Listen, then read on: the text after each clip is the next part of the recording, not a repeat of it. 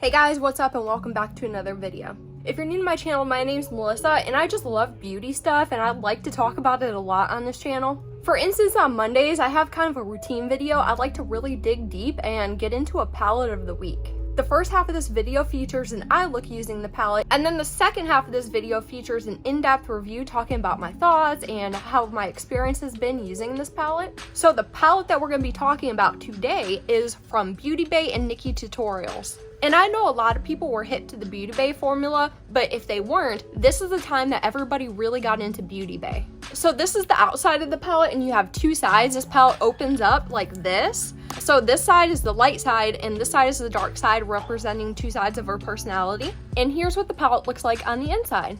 I would consider this to be a true rainbow palette. The eye look that we're going to be creating with this is a little bit of an oddball. I called it the splotch eye. I thought it was just something really fun to try with a rainbow palette like this, and this is the second time that I'm going to be attempting this eye look, so if you're into stuff like this, then keep on watching.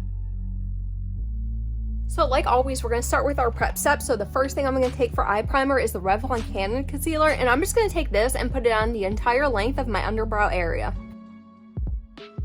And I'm just blending this concealer downwards. Now once I have that, I'm taking the NARS eye primer and I'm just going to put this on my lid and into my crease. And I'm taking kind of a fluffier brush and I'm going to blend this shade upwards. And the last thing I'm going to do is set with my Maybelline Fit Me Loose Finishing Powder. And when I do this, I take a pretty decent amount of powder and fluff it all on to start with. And then once I get all the powder on there, I clean off my brush. And then I go in and I dust all the powder away, kind of like baking a little bit. So now we're all prepped, ready to get into the eyeshadow look. So let's get into our first shade. I'm going to start with a really small detail brush. I always have all the brushes and tools I use linked down below because I can't remember all the names of these things. But I am taking a detail brush and I'm going into the deepest blue shade called Amsterdam. And I'm going to start in the center of my eye and just form a completely random splotch shade in the center.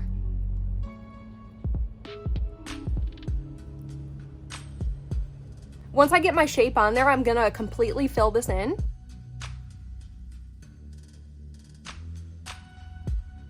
On the same brush, I'm gonna go into the bright red shade, and I'm making sure to really coat the tip of the brush with this. And what I'm doing is stamping all around the perimeter of that splotchy shape.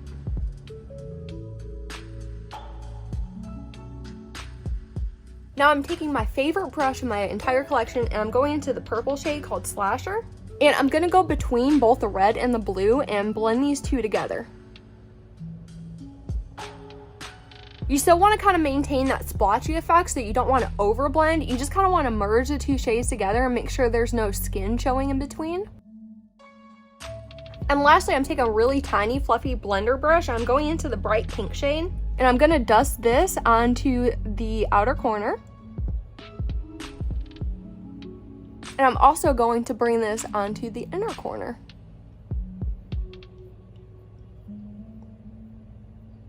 Now once I get that pink on there, I'm going to go ahead and kind of mess around with it to make it look a little bit more blended. And that's all there is to the top lid. I know it's very messy looking, but I think there's a time and place for some messy eye looks. I don't like to do structured looks all the time, so I kind of just like having fun with stuff like this. Now on that very tiny detail brush, I'm going into the bright pink metallic shade, and I'm going to line my entire lower lash line pretty thickly with this metallic. And I'm also taking that little detail brush and going into the shade Ivy. And I'm going to put this into my inner corner and onto my brow bone. Okay, so that's the whole eye look. I'm going to go off camera, do the other eye, put some mascara on, and I'll be back and we'll talk about it. Alright guys, so here's the look all finished and done. From far away, it kind of looks like a normal everyday look, but when you get up close, you can really see the splotchiness effect. I don't know, I think this look is really fun. I really haven't perfected it yet, so I'm still kind of playing around with how to do something like this. I am not giving up on it though. I am going to figure this look out someday. Like I said, I do like messy looks every now and then, and this does kind of have that messy factor to it. Like you didn't take a long time just applying your makeup and you're just having fun with it. And sometimes when you have a rainbow palette that you've done everything with and you don't know what to do, sometimes it's fun just putting things on your eye and seeing where it goes. So if you'd like to hear more about this palette and my opinion on it, then stay tuned. We're about to get into the review right now.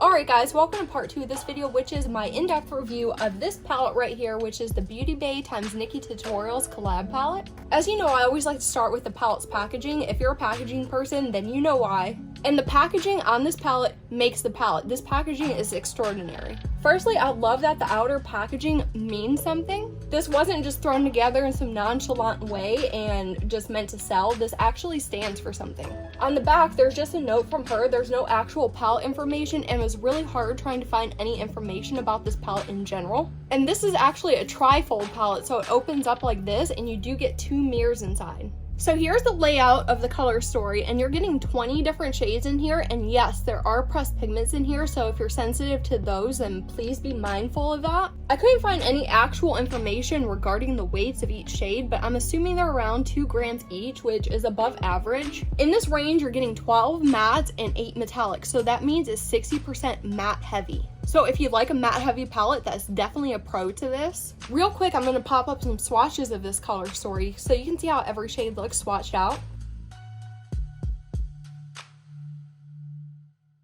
Next, moving into our routine data check. Firstly, this palette is not clarified as being any type of clean or conscious formula. This palette is cruelty-free. It is also vegan. And on the back, in this little tiny corner right here, you'll find a 12-month expiration date. And now moving into the favorite part of the video, which is the cost evaluation. Although it is a limited edition collab palette, this palette is still currently available. If you wanted to go out and buy this palette today, it only costs $10. So breaking that down a little bit, it comes to 50 cents per shade, and further breaking that down, it comes to 25 cents per gram. So comparing this palette to similar palettes available on the market, the price per shade is excellent. And additionally, this palette has a relatively very affordable price per gram compared to other palettes that I've previously reviewed. So now moving into the most opinionated part of this video, which is my recommendation, I want to talk about a few things first, which is patchiness, creasing, staining, and blendability.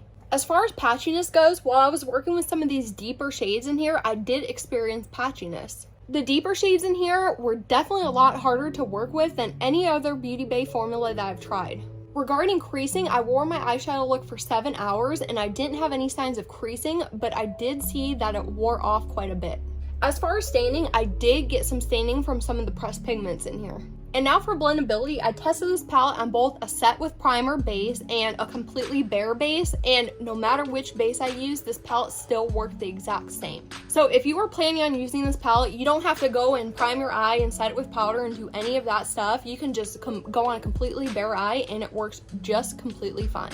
All shades in this palette have quite a bit of kickback, and I did get a lot of fallout on my face, so this is definitely an eyes before base type of palette. I do love that this palette goes from light to mid-tone to deep, and it does have multiple options for depth, which greatly increases its versatility. As far as shade redundancy, I found that each shade in here is very different from one another, and each one serves a unique purpose. Something that disappointed me is when I have a larger palette, I always like to see a matte black in there because it truly makes a palette universal, and this one does not have a matte black or anything close to it. And I didn't come across any dud shades at all while working with this. The mattes in here blend so well that they almost blend away. They don't quite blend away, but they're very, very close. I also noticed that there's not really enough matte range in here for gradient builds. If you're a person that loves doing gradients with your eyeshadow, you don't really have that many options in here to do that with.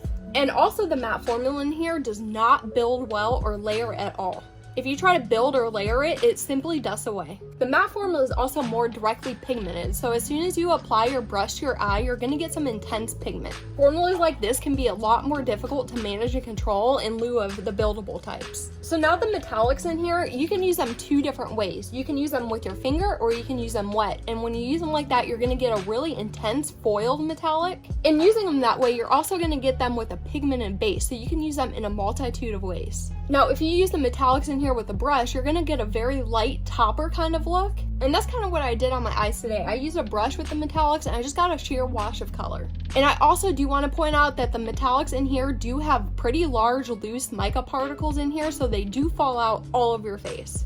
So if you've been looking at this palette and you keep seeing that price tag drop lower and lower and you think now's the time to buy, I would highly say don't buy this. Of course, I have 3 reasons why I think that. My first reason is kind of a pro, but I did want to say that this is a cute collector's piece. If you're a collector of makeup this would be a good piece for 10 bucks for you to display in your collection. I don't think there's anything wrong with this as far as how it looks. My second reason is that this is just not a good representation of the actual Beauty Bay formula. I've used plenty of other palettes by Beauty Bay and I've never had as much trouble with their formula as I have had with this palette. This was very difficult to use and I definitely couldn't use it in my intended way. And lastly, I just wanted to reiterate, I had a lot of patchiness with this. I couldn't build the shades up, I couldn't layer them together, and I had definitive wear off after 7 hours of wear. If those things are worth $10 to you, then go for it, but I would not recommend this palette at any price. So guys, as far as me rating this palette, I gave this palette a D. I want to love this palette so much more than I did. I traditionally love the Beauty Bay formula. I love how it looks. I just love it so much, but it just didn't work out for me.